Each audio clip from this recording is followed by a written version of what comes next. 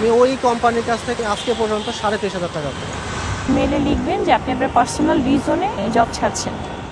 ঠিক আছে, আপনি যদি না পারেন আপনি চাকরি করেন না বা রিজাইন দিয়ে দেন। বাংলাদেশের অর্থনীতি এখন আর কৃষি ও শিল্প খাতের মধ্যে আটকে নেই। সময়ের সাথে সাথে বিস্তৃত হয়েছে কর্পোরেট খাত। E commerce, IT, telecom, real estate সেক্টরে কাজ করছেন লক্ষ লক্ষ বেসরকারি চাকুরিজীবী। এই চাকুরিজীবীদের কর্মজীবন অনেকের কাছে অত্যন্ত আকর্ষণীয় মনে হতে পারে, কিন্তু বাস্তবতা এর বিপরীত। হোয়াইট কলার জব নামক ছদ্ম আভিজাত্যের চক্রে আটকে আছেন বাংলাদেশের কর্পোরেট খাতের কর্মীরা। মাননীয় স্পিকার, গতকাল আমি একটি ফোন কল পেয়েছি। একজন মা আমাকে ফোন করেছেন। উনি সম্ভবত কোথাও থেকে আমার নাম্বার পেয়েছেন। উনি কাঁদছিলেন। উনি বেসরকারি চাকরি করেন। তিনি বলছিলেন যে আপা, আপনি সংসদে একটু বলবেন যে প্রধানমন্ত্রীকে আমরাও ভোট দিয়েছি, কিন্তু আমাদের জন্য তো কোনো নির্দেশনা নাই। আমি নিজেও এখানে আসার আগে একটি বেসরকারি চাকরিতে ছিলাম। আমরা জানি কি অমানবিক আচরণ এই বেসরকারি চাকুরিদের সাথে করা হয়। তাদের জন্য এখানে কোনো নির্দেশনা নাই। Registrar of joint stock companies and ফার্মসের হিসাব অনুযায়ী বাংলাদেশে বর্তমানে 2,24,033টি প্রাইভেট কোম্পানি, 66,319টি পার্টনারশিপ ফার্ম এবং 2,880টি পাবলিক কোম্পানি রয়েছে। দেশের কর্মক্ষম জনগোষ্ঠীর বিশাল একটি অংশ এই ব্যবসায়িক প্রতিষ্ঠানগুলোতে কাজ করেন। কর্মক্ষেত্রে তারা কি কি সংকট বা সমস্যার মুখোমুখি হচ্ছেন সেসব নিয়ে কোনো নির্ভরযোগ্য পরিসংখ্যান নেই। অন্যদিকে শ্রম ও কর্মসংস্থান মন্ত্রণালয়ের আওতাধীন কারখানা ও প্রতিষ্ঠান পরিদর্শন অধিদপ্তরের হিসাব অনুযায়ী দেশে 19,125টি নিবন্ধিত প্রতিষ্ঠান এবং 8,899টি অনিবন্ধিত প্রতিষ্ঠান আছে। মন্ত্রণালয়ের কাছে পোশাক শিল্প খাতে কর্মরত শ্রমিকদের সংখ্যা থাকলেও কর্পোরেট খাতে ঠিক কতজন চাকুরিজীবী কাজ করেন সে বিষয়ে কোনো তথ্য নেই। সরকারি হিসেবে এই চাকুরিজীবীরা অনেকটাই অদৃশ্য।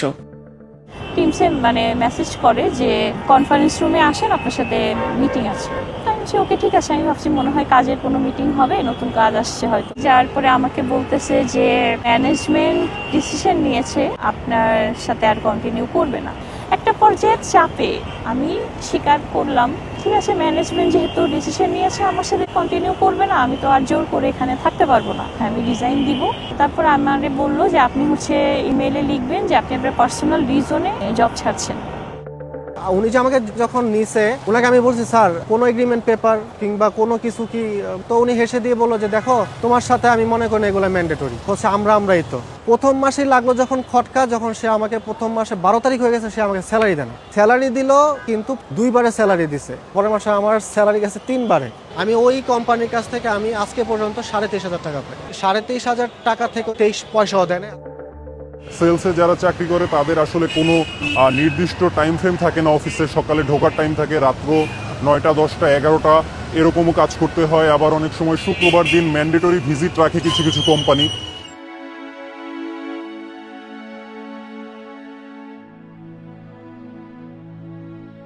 নানা সমস্যা ও অভিযোগ থাকলেও এ খাতের কর্মীরা সাধারণত এসব নিয়ে মুখ খুলতে ভয় পান। নেত্র নিউজ এরকম 30 জনেরও বেশি চাকুরিজীবীর সঙ্গে যোগাযোগ করেছে। তারা প্রত্যেকেই পরিচয় গোপন রাখার শর্তে আমাদের সাথে কথা বলেছেন। চাকুরির নিরাপত্তাহীনতা, অতিরিক্ত কাজের চাপ, বিলম্বিত বেতন, এমনকি নিয়োগপত্র ছাড়াই কাজ করে যাওয়ার অভিজ্ঞতা নিয়ে কর্পোরেট খাতে যুক্ত আছেন এরকম বহু কর্মী।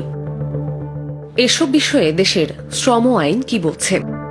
বাংলাদেশ শ্রম আইনের 5 নম্বর ধারা অনুযায়ী নিয়োগপত্র ও পরিচয়পত্র ছাড়া কর্মী নিয়োগ করা সম্পূর্ণ নিষিদ্ধ। আইনের 100 ও 108 নম্বর ধারা বলছে সপ্তাহে 48 ঘন্টার বেশি কাজ করালে প্রতি ঘন্টার জন্য সাধারণ মজুরির দ্বিগুণ হারে ওভারটাইম ভাতা দিতে হবে। মাস শেষ হয়ে যাওয়ার 7 কর্মদিবসের মধ্যে পাওনা বেতন বুঝিয়ে দেওয়ার বাধ্যবাধকতা আছে 123 নম্বর ধারায়। 26 নম্বর ধারায় আছে আকস্মিক চাকরিচ্যুতির বিরুদ্ধে সুরক্ষা।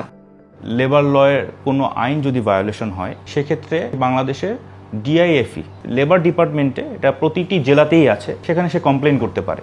কিংবা যদি তার কোনো রাইটস ভায়োলেট হয় এটার প্রথম সিস্টেম হলো এটা প্রথমে কোম্পানিকে আগে জানাতে হবে। কোম্পানি যদি এই ব্যাপারে কোনো ডিসিশন না দিতে পারে, পরবর্তীতে তাকে লেবার আদালতে মামলা করার অপশন রয়েছে।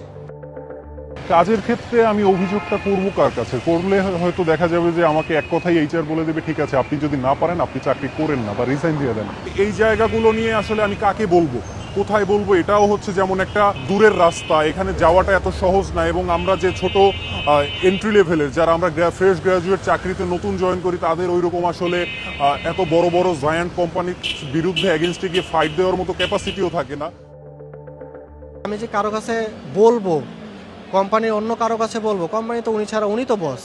এখন ওনার বিচার কার কাছে দিব? কোনো সংগঠন, কোনো আইনের কাছে যাব এই টাকার জন্য?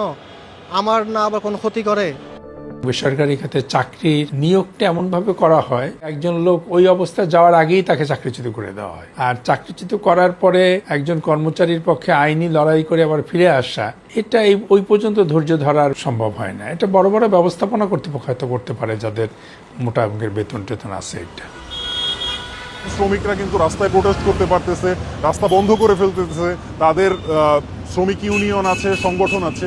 বাট যারা আমরা শিক্ষিত তথাকথিত দেশে, আমরা না পারতেছি রাস্তায় নেমে আন্দোলন করতে, না পারতেছি সঠিক জায়গায় আমাদের সঠিক কষ্টের কথাটা বলতে।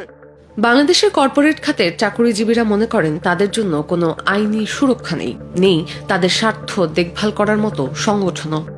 যেহেতু সে নিজেই ধরে নিচ্ছে যে তার কোনো আইনি সুরক্ষা নেই এবং তার সংগঠন নেই, এখান থেকে বেরিয়ে আসার জন্য যে উদ্যোগ বাইরে থেকে নেওয়া দরকার সেখানে ঘাটতি আছে। অর্থাৎ সবসময় যেটা হয় সেটা হচ্ছে জাতীয় শ্রমিক আন্দোলন এদেরকে সংগঠিত করার চেষ্টা করে। আন্তর্জাতিক অনেক সংগঠন আছে যারা বাংলাদেশে খুব বেশি নেই। আমাদের দেশে যে আইনটা রয়েছে, এখানে সেকশন 2 সাবসেকশন 65-এ ওয়ার্কারের একটা ডেফিনেশন দেওয়া থাকে। স্কিল্ড, আনস্কিল্ড, টেকনিক্যাল, ক্লারিক্যাল পজিশনে যারা থাকে সবাইকেই ওয়ার্কার ধরা হয়। যারা ম্যানেজারিয়াল বা অ্যাডমিনিস্ট্রেটিভ নেচারের জবগুলোতে থাকে তাদেরকে নন ওয়ার্কার বলা হয়, তাদেরকে ওয়ার্কার বলা হয় না। বেশিরভাগ আপনার এমপ্লয়াররা বলে থাকে যে আপনারা নন ওয়ার্কার, আর নন ওয়ার্কার বললে তাহলে আর বাংলাদেশ লেবার অ্যাক্টের কোনো বেনিফিট সে পাবে না। আর এইটা নিয়েই আপনার সবচেয়ে বেশি কন্ট্রোভার্সি, সবচেয়ে বেশি ডিসপিউটটা হয়ে থাকে।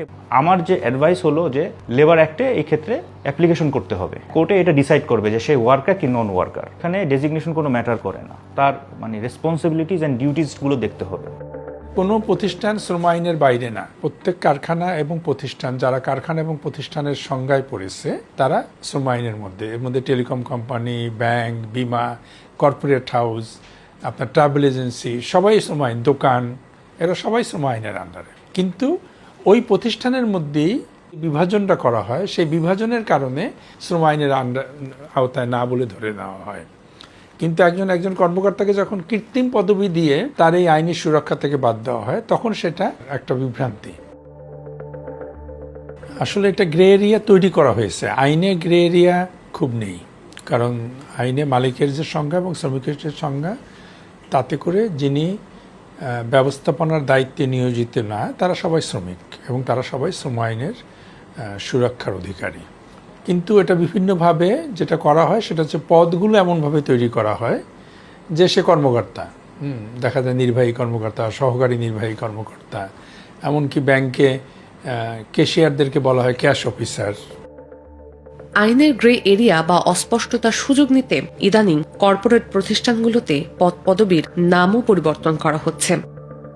আগে যাদের ক্লার্ক বা অফিস স্টাফ বলা হতো তারাই এখন জুনিয়র এক্সিকিউটিভ বা অ্যাসিস্ট্যান্ট ম্যানেজারের মতন গাল ভরা পদবিতে ভূষিত হচ্ছেন। যদিও তারা আদৌ ব্যবস্থাপনার দায়িত্বে আছেন কিনা সে প্রশ্ন থেকেই যাচ্ছে। একটি কৃত্রিম ব্যবস্থা তৈরি করা হয়েছে, পরিবেশ তৈরি করা হয়েছে এবং অনেক সময় এই কর্মচারীদেরকেও এই নিয়ে বিভ্রান্ত করা হয়। তাদেরকে এমন একটা পদবি দেওয়া হয়, তারাও খুব সন্তুষ্ট থাকে, আমি তো ক্লার্ক না, আমি হচ্ছি জুনিয়র অফিসার। কিন্তু এই সন্তুষ্টি যাতে তার জন্য একটা বড় ধরনের ঝুঁকির মধ্যে থাকতে হয়, এটা তারা অনেক সময় মনে করে না। এদিকে বেসরকারি খাতে নিয়োগকর্তাদের প্রতিনিধিত্বকারী সংগঠন বলছে, ব্যবসার খরচ বেড়ে যাওয়া এবং বাড়তি প্রতিযোগিতার কারণে অনেক প্রতিষ্ঠান টিকে থাকতেই হিমশিম খাচ্ছে। আমাদের যখন পরিচালন ব্যয় বেড়ে যায় তখন আমাদের কোম্পানিগুলো অনেক সময় লসে চলে যায়। There is two option. একটা হলো যে আমার ওই কষ্টটা কমানো, তো কষ্ট কমানোর জন্য আমি তো বেতন কমাতে পারি না, দিনের শেষে আমার কর্মী ছাঁটাই করতে হয়, একটা উপায়। আরেকটা যেটা হয় যে মানবিক কারণে কর্মী ছাঁটাই যখন অনেকে করে না, তখন তারা পুরো কোম্পানিটা এসে লসে পড়ে যায়।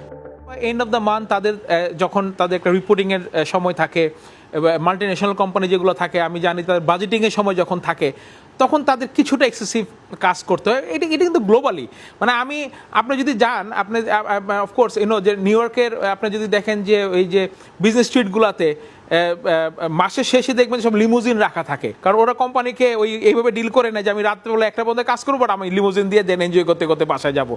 2024 সালে গঠিত শ্রম সংস্কার কমিশনের রিপোর্টেও এই চাকরিজীবীদের সুরক্ষার দাবি দাওয়াগুলো অবহেলিতই রয়ে গেছে। বেসরকারি চাকরিজীবীদের প্রাতিষ্ঠানিক সুরক্ষা ও তাদের ক্ষেত্রে শ্রম আইনের প্রয়োগ নিশ্চিত করার উপায় কি?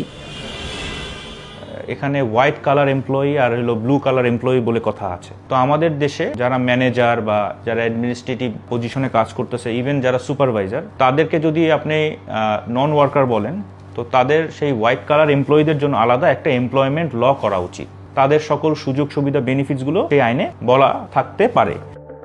এটা নিয়ে আমরা দীর্ঘদিন যাবতই কাজ করেছি, কথা বলেছি। যে সমস্যাটা হয় সেটা হচ্ছে যে যখনই কোনো আইন পরিবর্তন হয় বা বাস্তবায়নের প্রশ্ন থাকে, বিধিমালার ব্যবস্থা থাকে, তখন যারা আইন প্রণয়ন করেন তারা একটু প্রভাবিত হয়ে যায় এই ধরনের বিজনেস গ্রুপগুলোর কাছে। এটা এখন জাতীয় নীতি নির্ধারণের একটা অগ্রাধিকার হওয়া উচিত। সরকার যে সার্ভিসটা করতে চাচ্ছে, যদি সত্যিকারভাবে একটা অধিকার ভিত্তিক ভারসাম্যপূর্ণ সার্ভিস হয়, তো এখানে একটা অগ্রগতি। একটা সময় ছিল যখন ব্যক্তিখাত বাংলাদেশে বিকশিত হচ্ছিল, এই বিকশিত হওয়ার জন্য অনেক ছাড় দেওয়া হয়েছে। তো সব মিলিয়ে এখন সময় অনেক আগে হওয়া উচিত ছিল, দেরি হয়ে গেছে। তারপরে এখন সবাইকে নিয়ে এইটা সম্পৃক্ত করেই কাজটা করতে হবে। আমরা কিন্তু যখন এই চাকরিটা নেওয়ার জন্য আসি, আমাদেরকে প্রপার প্রসেসিং এর মধ্য দিয়ে যেতে হয়। আমাদেরকে 10 জনের সাথে ফাইট দিয়ে ইন্টারভিউ ফেস করে, এক্সাম ফেস করে দেন আমাকে আসতে হয়। তাহলে কেন আমার একটা স্ট্রাকচার থাকবে না?